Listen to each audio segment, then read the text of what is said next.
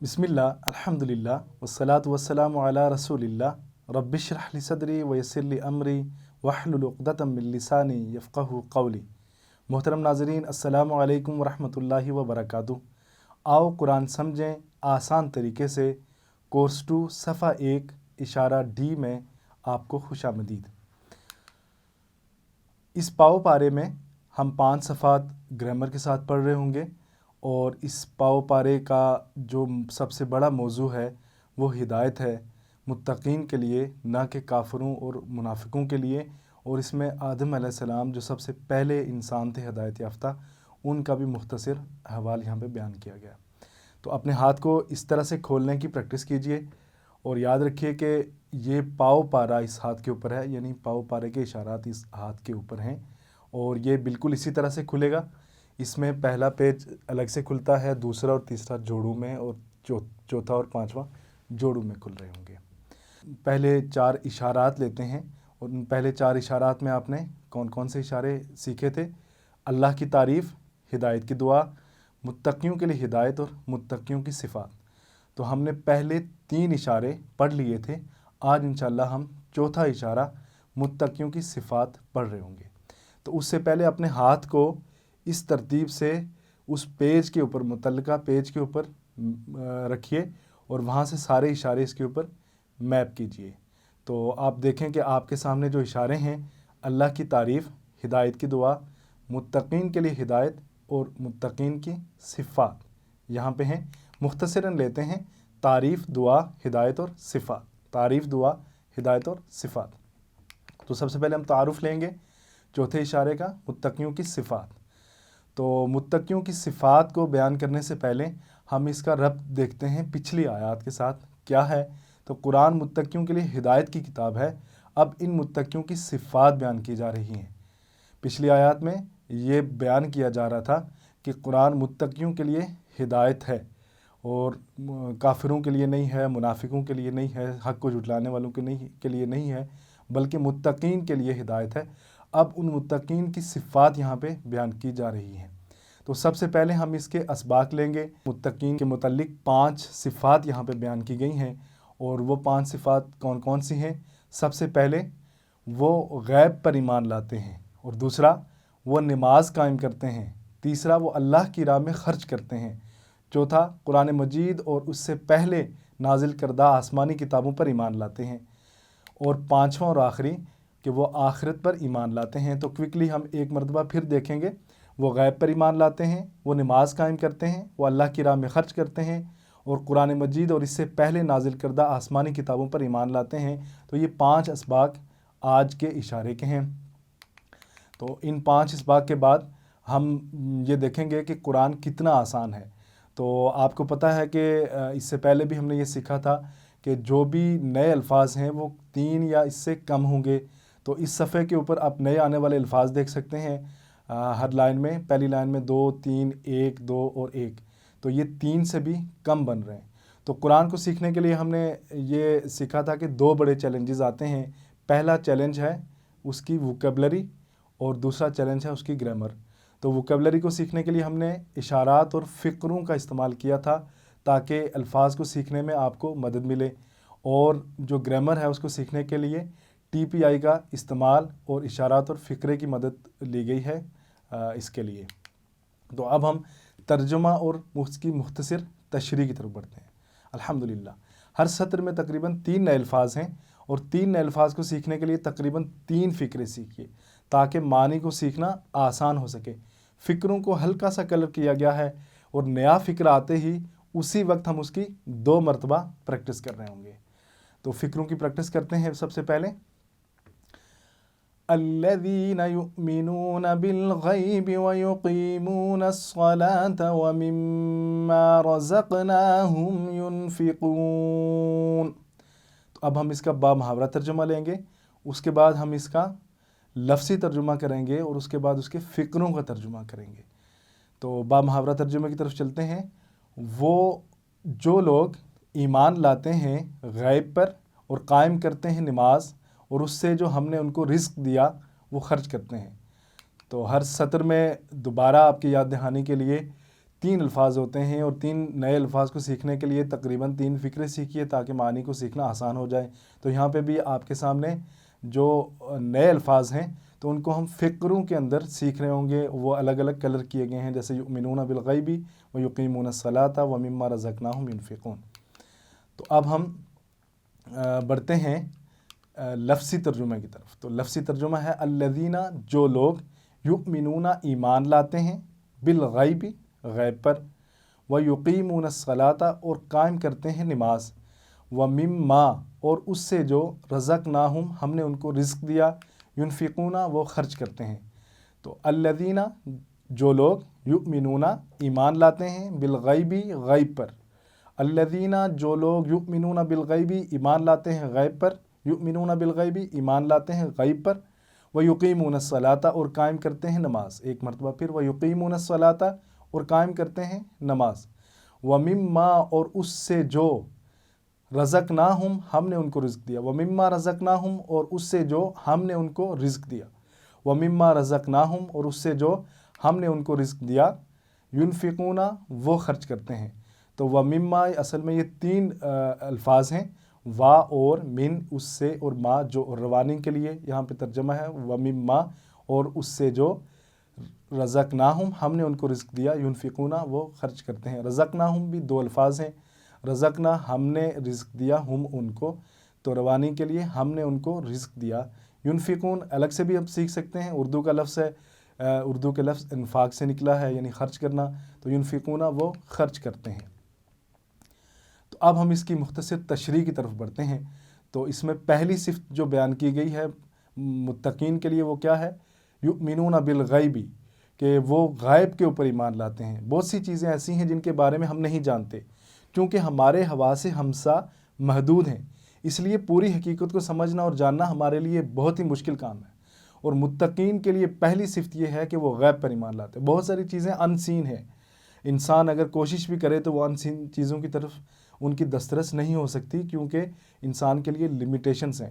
Even کہ جو دنیا انسان کے لیے مسخر کر دی گئی ہے، اس دنیا کی گہرائیوں کو بھی انسان ابھی تک معلوم نہیں کر سکا ہے۔ تو ہم یہ کہہ دیں کہ ہم سائنس کی مدد سے اور ٹیکنالوجی کی مدد سے ساری چیزیں دیکھ لیں گے، تو ایسا نہیں ہے، بلکہ الذین یؤمنون بالغیب، ہمیں غیب پہ ایمان لانا ہوگا اگر ہم حقیقی متقی اور مومن بننا چاہتے ہیں۔ تو ہمیں غیب کے اوپر ایمان لانا ہے۔ تو مومنین کی پہلی صفت ہے کہ وہ غیب کے اوپر ایمان لاتے ہیں۔ غیب پر ایمان لانے کا مطلب یہ ہے کہ وہ اللہ پر، فرشتوں پر، کتابوں پر، رسولوں پر، اور آخرت، جنت اور جہنم جہاں اللہ سے ملاقات ہوگی، اس پر، اچھی اور بری تقدیر پر ایمان لاتے ہیں۔ تو اب آپ یہ دیکھ لیں کہ اللہ تعالیٰ کو ڈائریکٹلی دیکھے بغیر، فرشتوں کو دیکھے بغیر وہ ایمان لاتے ہیں، پھر کتابوں پر ایمان لاتے ہیں، رسولوں پر ایمان لاتے ہیں، آخرت کے دن پر ایمان لاتے ہیں، جنت اور جہنم میں جو اللہ سے ملاقات وغیرہ ہوگی اس کے اوپر ایمان لاتے ہیں، اور اچھی اور بری تقدیر کے اوپر ایمان لاتے ہیں۔ اس کے بعد دوسری صفت جو بیان کی گئی ہے وہ یقیمون الصلاۃ، اور وہ قائم کرتے ہیں نماز۔ دراصل نماز قائم کرنا تقویٰ کو بڑھاتا ہے۔ یہ جو نماز کے لیے بار بار احکامات قرآن کے اندر آ رہے ہیں، اور کئی مرتبہ نماز کا تذکرہ، اور سب سے زیادہ ذکر کی جانے والی جو عبادت ہے جس کی نصیحت کی گئی ہے تو وہ نماز ہے۔ تو نماز تقوی کو بڑھاتا ہے، تقوی کو قائم کرتا ہے نماز قائم کرنا، اور غیب پر ایمان لانا اس کو مضبوط کرتا ہے۔ بعض مرتبہ آپ کو کچھ ایسے لوگ ملیں گے، مسلمان وہ لیڈر ہیں یا عام مسلمان ہیں، جو قرآن مجید کی آیات کی عجیب و غریب تشریح بیان کرتے ہیں، اس لیے کہ وہ پابندی سے نماز نہیں پڑھتے، اس لیے ان پر ہدایت کی راہ نہیں کھلتی۔ تو جو فرد نماز قائم نہیں کرتا اور وہ یہ سمجھے کہ وہ ہدایت یافتہ ہے، تو ایسا ممکن نہیں ہے، کیونکہ اللہ تعالیٰ نے ہدایت یافتہ لوگوں کی اور متقین کی جو صفات بیان کی ہیں، تو اس میں ایک صفت یہ بیان کی ہے کہ وہ نماز قائم کرنے والے ہوں گے، نماز قائم کرنے والے ہوں گے۔ تو تیسری صفت جو متقین کی بیان کی گئی ہے، وَمِمَّا رَزَقْنَاهُمْ يُنْفِقُونَ، وہ صرف زکوٰۃ ہی نہیں دیتے بلکہ اس کے علاوہ بھی خرچ کرتے ہیں، وہ خرچ کرنے والے ہوتے ہیں۔ لَن تَنَالُوا الْبِرَّ حَتَّىٰ تُنْفِقُوا مِمَّا تُحِبُّونَ، چوتھے پارے میں ہے۔ تو جو متقین ہیں وہ اللہ کی راہ میں اللہ کے دیے ہوئے رزق میں سے خرچ کرنے والے ہوتے ہیں، اور وہ صرف زکوٰۃ ہی نہیں دے رہے ہوتے بلکہ اس کے علاوہ بھی خرچ کر رہے ہوتے ہیں، مثلاً خود پر خرچ کر رہے ہوتے ہیں، اپنے والدین پر خرچ کر رہے ہوتے ہیں، بیوی بچوں پر خرچ کر رہے ہوتے ہیں، غریبوں پر خرچ کر رہے ہوتے ہیں، یہ ایک باب ہے۔ اور اس کے بعد مسجد، مدرسہ، تعلیم دین کی دعوت کے کام وغیرہ پر بھی وہ خرچ کر رہے ہوتے ہیں، مسکینوں پہ، یتیموں پہ وہ خرچ کرنے والے ہوتے ہیں۔ یاد رکھیں کہ ہدایت کا جو راستہ ہے وہ جیب سے ہو کر جاتا ہے۔ متقین اس بات کو اچھی طرح سمجھتے ہیں کہ مال اللہ کا تحفہ ہے، اس لیے وہ اللہ کی راہ میں خرچ کرتے ہیں۔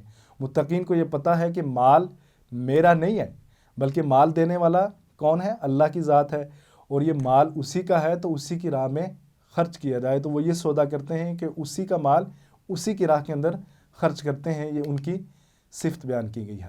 الحمدللہ، تو متقین کی ہم نے صفات سیکھی ہیں۔ تو اب ہم اس کا لفظی ترجمہ ایک مرتبہ پھر لیں گے۔ والذین، اگلی آیت کا، والذین، اور وہ لوگ، یؤمنون، ایمان لاتے ہیں، بما انزل الیک، اس پر جو نازل کیا آپ کی طرف، وما انزل من قبلک، اور جو نازل کیا گیا آپ سے پہلے، وبالآخرۃ ہم، اور آخرت پر، یوقنون، وہ سب یقین رکھتے ہیں۔ تو اب اس کا ہم با محاورہ مکمل ترجمہ لیں گے۔ والذین یؤمنون بما انزل الیک وما انزل من قبلک وبالآخرۃ ہم یوقنون، اور وہ لوگ جو ایمان لاتے ہیں اس پر نازل کیا گیا آپ کی طرف سے اور جو نازل کیا گیا آپ سے پہلے، وبالآخرۃ ہم یوقنون، اور آخرت پر وہ سب یقین رکھتے ہیں۔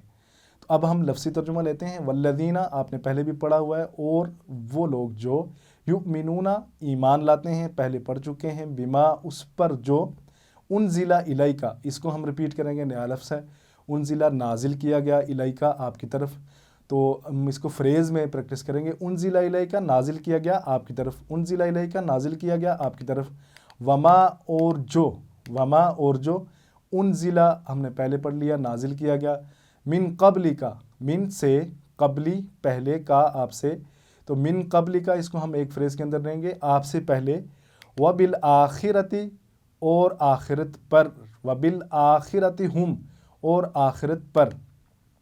اب یہ بھی دیکھیں کہ وا الگ لفظ ہے، بی الگ لفظ ہے، اور آخرہ الگ لفظ ہے، تین الفاظ کا یہ مجموعہ ہے۔ تو وبالآخر، وا کا مطلب اور، بی کا مطلب پر، الآخرت کا مطلب آخرت، وبالآخرۃ، اور آخرت پر۔ ایک مرتبہ پھر ہم اس کو دہرائیں گے، وبالآخرۃ، اور آخرت پر، ہم یوقنون، ہم اسی کے حصہ ہوگا، وبالآخرۃ ہم، اور آخرت پر، ہم یوقنون، وہ سب یقین رکھتے ہیں، ہم یوقنون، وہ سب یقین رکھتے ہیں، ہم کا اشارہ آپ لوگ جانتے ہیں، یوقنون، وہ سب یقین رکھتے ہیں، یعنی پکا ایمان رکھتے ہیں، پکا یقین رکھتے ہیں، یوقنون کا لفظ استعمال ہوا ہے، وہ سب اس میں پختہ ہیں۔ اب ہم اس کی تشریح کی طرف بڑھتے ہیں۔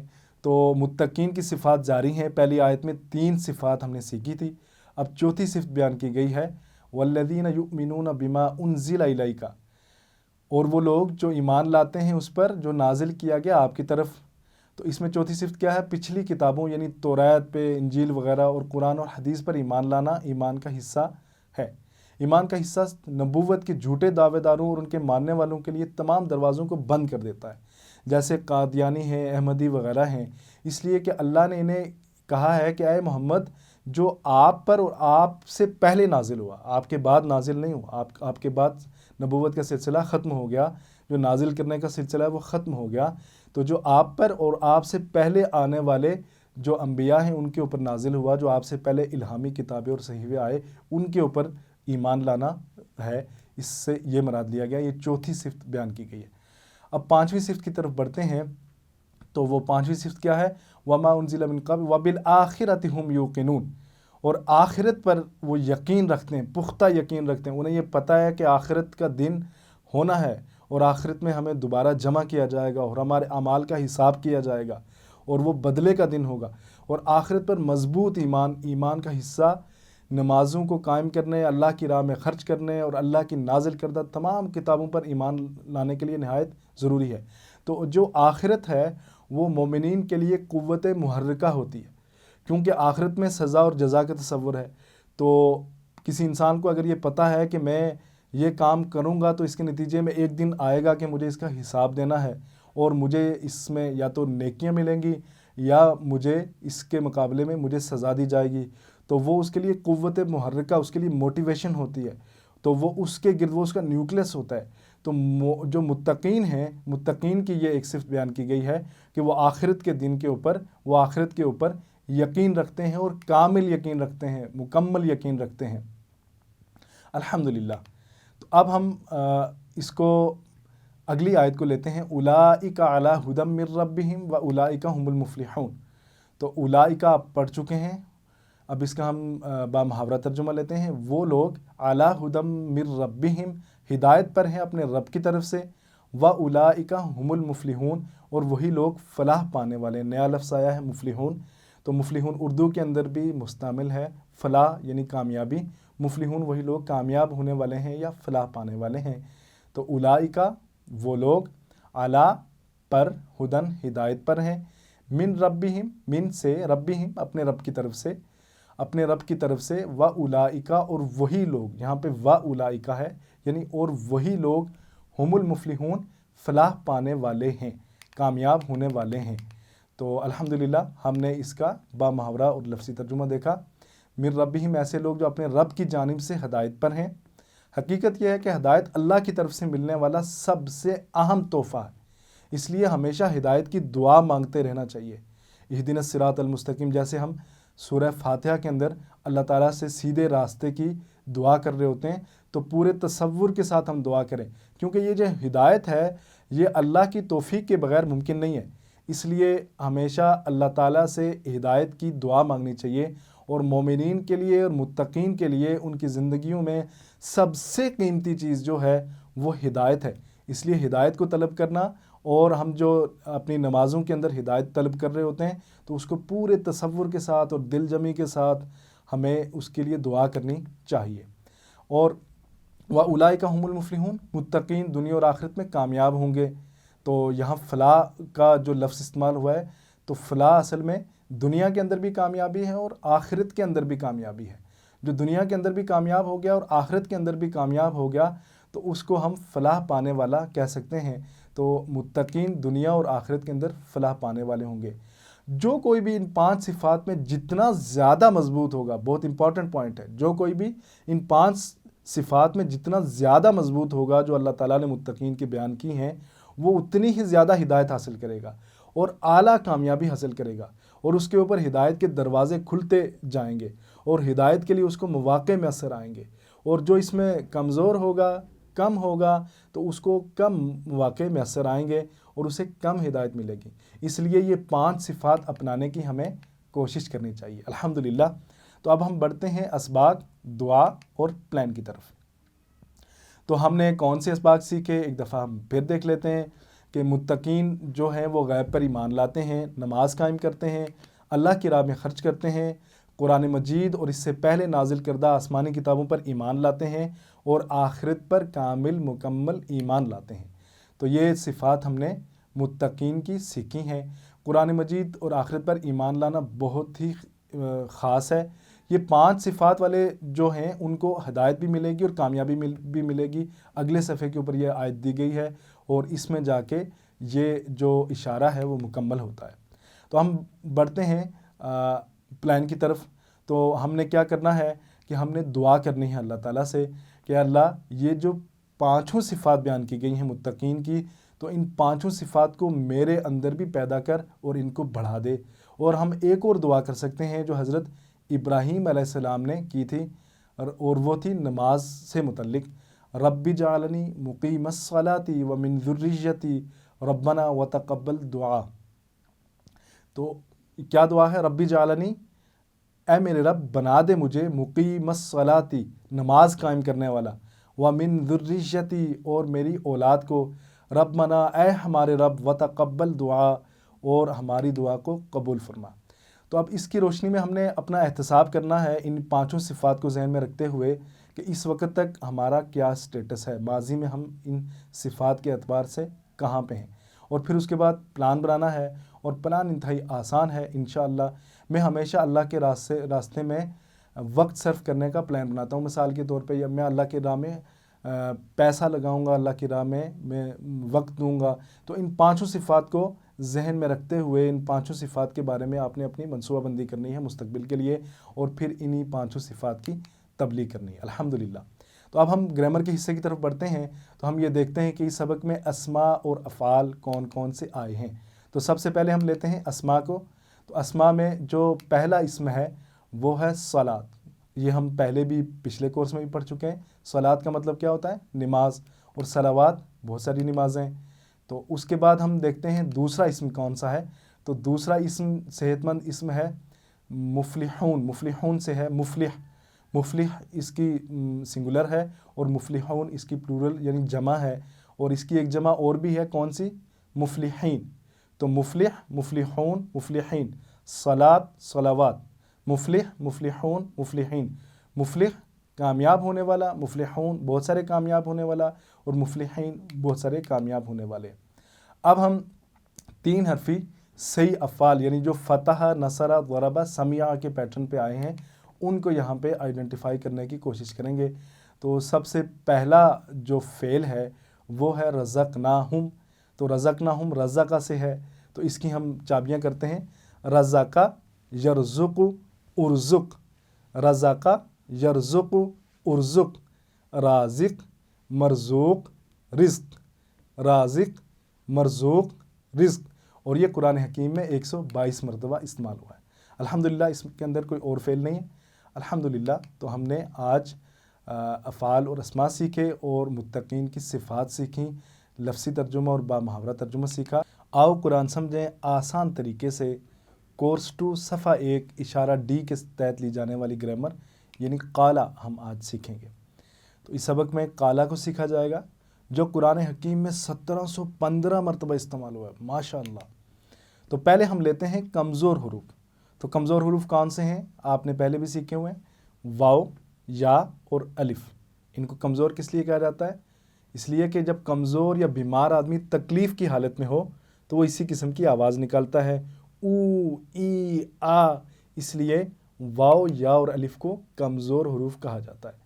اگر کمزور حروف کسی فعل میں آ جائیں یا ان میں سے کوئی ایک بھی آ جائے، جیسے وہبا، وعدہ، قولا، تو وہ کمزور افعال کہلاتے ہیں، اور اگر کسی ایک فعل میں ہو تو وہ کمزور فعل کہلاتا ہے۔ جس طرح اگر کسی کا ہاتھ کمزور ہو تو وہ پورا شخص کمزور ہو جاتا ہے، اس طرح فعل کے 3 میں سے اگر کوئی ایک حرف بھی کمزور ہو تو وہ فعل بھی کمزور فعل ہوگا۔ تو کمزور حروف کے متعلق 2 باتیں یاد رکھیں۔ پہلی بات کہ کمزور فعل جو ہے ان میں سے کسی ایک سٹائل پہ آتا ہے، ان 4 میں سے کسی ایک سٹائل پہ آتا ہے۔ کون سے 4 سٹائل ہیں؟ فتح، نصر، ضرب، سمع۔ فتح یفتح، نصر ینصر، ضرب یضرب، سمع یسمع۔ دوسرا بہت ہی آسان تھا پہلا۔ دوسرا کمزور حروف تھک جاتے ہیں، اس لیے غائب ہو جاتے ہیں یا پھر ایک دوسرے سے بدل جاتے ہیں، یعنی ٹیم ورک میں کام کرتے ہیں، ایک دوسرے کا سہارا بنتے ہیں، لہٰذا ہمیں ان سے سبق لینا چاہیے۔ اور یہ سب تبدیلیاں صرف اس لیے کہ آپ انہیں آسانی سے بول سکیں۔ جیسے یہ آپ کے سامنے جو ڈائیگرام ہے تو اس میں واو کبھی یا کے ساتھ بدل جاتا ہے اور یا کبھی الف کے ساتھ بدل جاتا ہے، اور حمزہ سے متعلق ہم آگے چل کے سیکھیں گے انشاءاللہ۔ تو سب سے پہلے ہم لیتے ہیں صحت مند اور کمزور افعال۔ تو صحت مند افعال کون سے ہیں جس کے اندر کمزور فعل استعمال نہیں ہوتا؟ مثلاً فتح، نصر، ضرب، سمع۔ تو کمزور افعال وہ ہیں جس کے اندر کمزور حروف استعمال ہوں یا کمزور حرف استعمال ہوں، انہیں کمزور افعال کہا جاتا ہے۔ مثلاً وہبا، وعدہ، قول، زادہ، دعا اور ہدا۔ تو ان کو سیکھنے کے لیے ہم نے ایک فقرہ ترتیب دیا تھا۔ وہ کون سا فقرہ تھا؟ اللہ نے دینے کا وعدہ کیا ہے، وہبا، وعدہ۔ میرے ساتھ رپیٹ کیجئے گا، اللہ نے دینے کا وعدہ کیا ہے، وہبا، وعدہ، بلکہ کہا زیادہ دوں گا، قولا، زادہ، بلکہ کہا زیادہ دوں گا، قولا، زادہ۔ اس لیے دعا کرو ہدایت کی، دعا، ہدا۔ اس لیے دعا کرو ہدایت کی، دعا، ہدا۔ الحمدللہ۔ تو اب ہم لیتے ہیں قولا، جس کے بیچ میں کمزور حرف ہے۔ اس سے پہلے ہم نے وحدہ، وہبا سیکھے، ان کے آغاز میں کمزور حرف تھا یعنی واو تھا، لیکن اب ہم لے لیں قولا جس کے بیچ میں یعنی درمیان میں کمزور حرف آ رہا ہے۔ تو قولا قرآن میں سب سے زیادہ آنے والا فعل ہے۔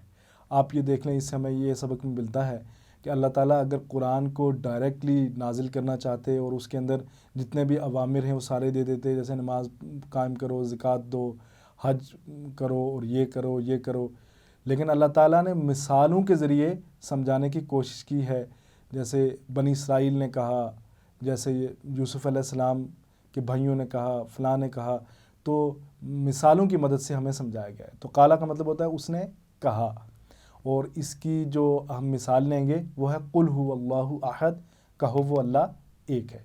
تو قالا ہمیں فعل ماضی کی چابی مل گئی ہے، تو اس سے فعل ماضی کے دیگر صیغے بنانا بڑا آسان ہے، تو ہم بنانے کی کوشش کرتے ہیں۔ قالا اس نے کہا، قالو ان سب نے کہا، قلتا آپ نے کہا، قلتو میں نے کہا، قلتم آپ سب نے کہا، قلنا ہم سب نے کہا۔ ایک مرتبہ پھر، قالا اس نے کہا، قالو ان سب نے کہا، قلتا آپ نے کہا، قلتو میں نے کہا، قلتم آپ سب نے کہا، قلنا ہم سب نے کہا۔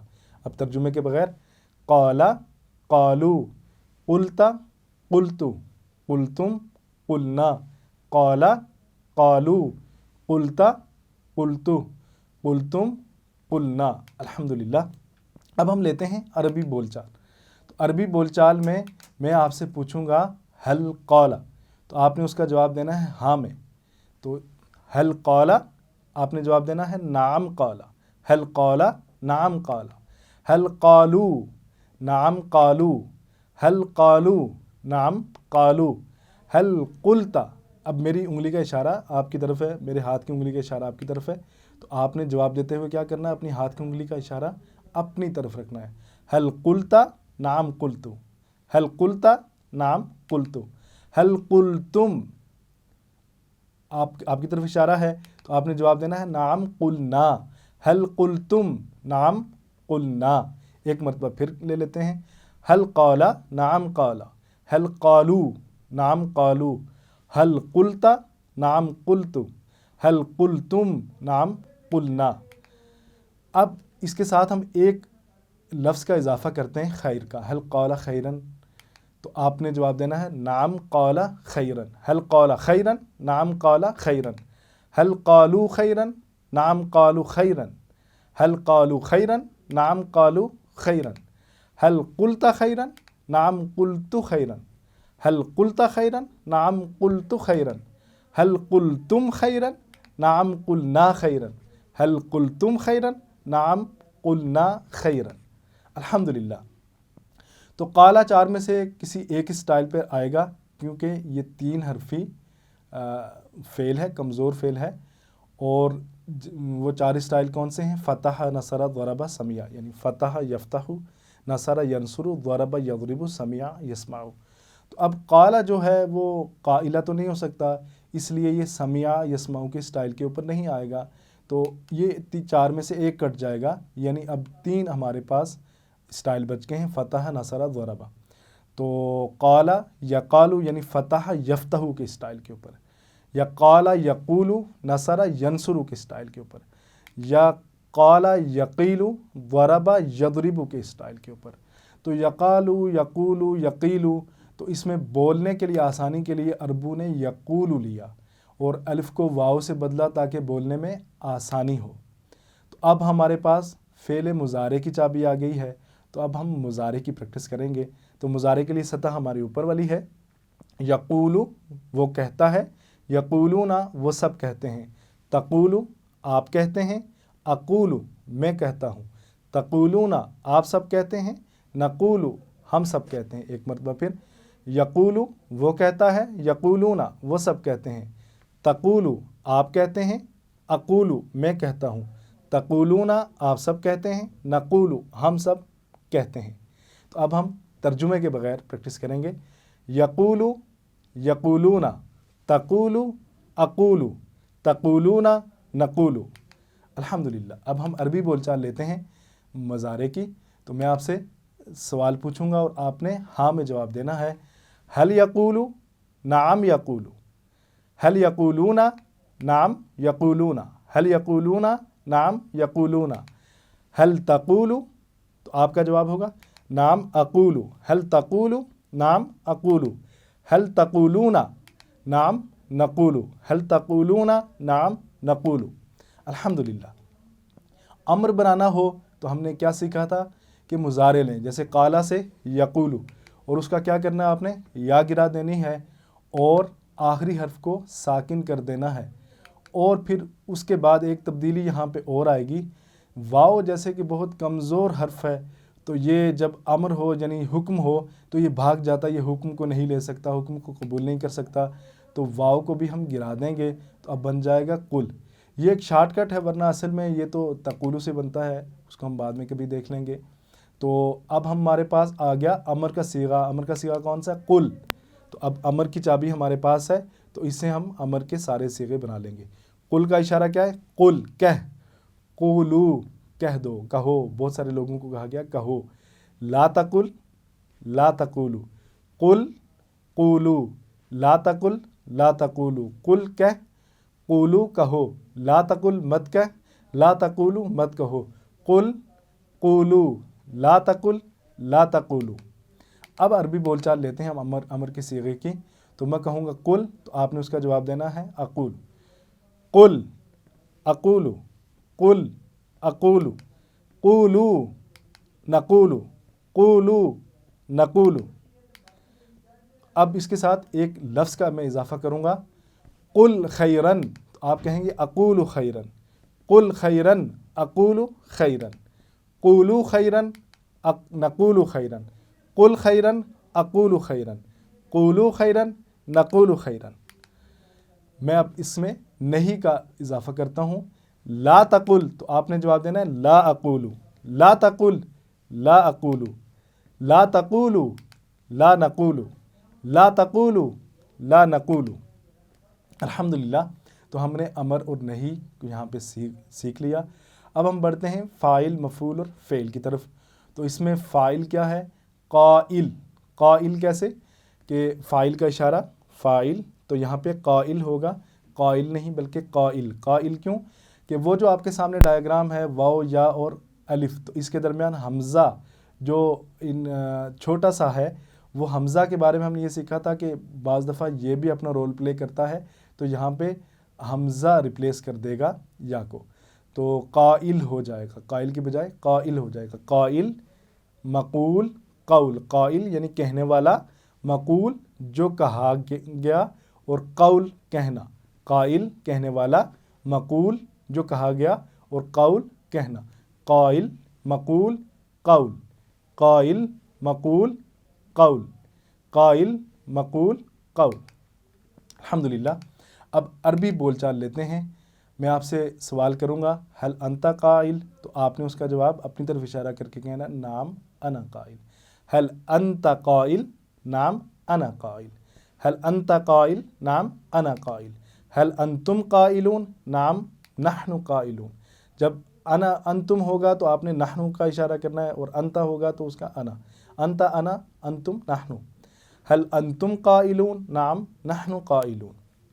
تو اب ہم پورا ٹیبل لیتے ہیں. ہمارے پاس ساری چابیاں یعنی 6 کی 6 چابیاں آ چکی ہیں. تو پہلے ہم لیتے ہیں ماضی سے ترجمہ کے ساتھ. قالا اس نے کہا, قالو ان سب نے کہا, قلتا آپ نے کہا, قلتو میں نے کہا, قلتم آپ سب نے کہا, قلنا ہم سب نے کہا. اب ہم اس کی بغیر ترجمے کے کرتے ہیں. قالا قالو قلتا قلتو قلتم قلنا. اب ہم مضارع کی چابی لیتے ہیں.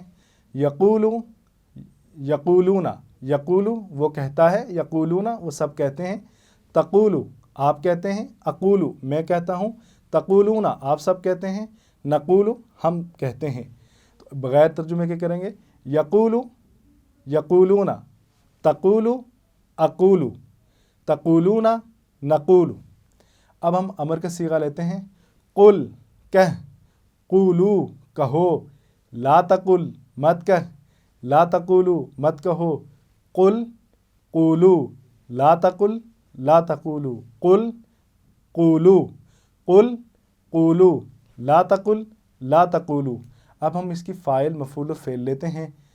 قائل مقول قول. قائل کہنے والا, مقول جو کہا گیا اور قول کہنا. اب 2 صیغے رہ گئے, کون سے؟ مؤنث کا رہ گیا ہے. تو وہ کیا تھا؟ ہوا فعل ہیا فعلت. تو ہوا قال ہیا قالت, اور ہوا یفعل ہیا تفعل, ہوا یقول ہیا تقول. تو ہم نے کون سے صیغے سیکھے؟ قالت تقولو، قالت تقولو، الحمدللہ۔ اب ہم پورا ٹیبل ایک مرتبہ دہرائیں گے۔ قال، قالو، قلتا، قلتو، قلتم، قلنا، یقولو، یقولون، تقولو، اقولو، تقولون، نقولو، قل، قولو، لا تقل، لا تقولو، قائل، مقول، قول، قالت، تقولو، الحمدللہ۔ تو اب آپ کے پاس 6 چابیاں آ گئی ہیں، یعنی قالا ماضی کی چابی ہے تو اس سے آپ قالا سے ساری نکلیں گے، قالا، قالو، قلتا۔ اور اس کے بعد یقولو، تو یقولو، یقولونا پوری آپ اس کے ساتھ پریکٹس کر سکتے ہیں۔ کل امر کی آ گئی ہے، کل قولو، لا تقل، لا تقولو، پھر قائل، مقول اور قول۔ تو اس کے ساتھ آپ ہم ایک مرتبہ ایک ایک چابی کی پریکٹس کرتے ہیں۔